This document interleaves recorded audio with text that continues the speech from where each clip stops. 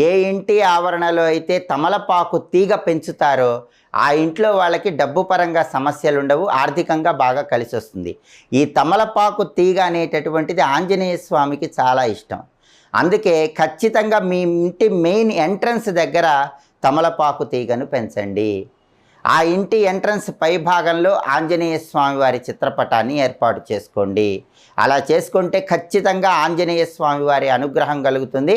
ఎలాంటి సమస్యలు ఉన్నా సరే ఆ సమస్యల నుంచి తొందరగా బయటపడతారు. ఆ ఇంట్లో వాళ్ళకి అనేక మార్గాల్లో ఆదాయం పెరుగుతుంది. శత్రు బాధలని తగ్గింపజేసుకోవచ్చు. నరఘోష, నరపీడ, దృష్టిదోషం నుంచి కూడా సులభంగా బయటపడవచ్చు.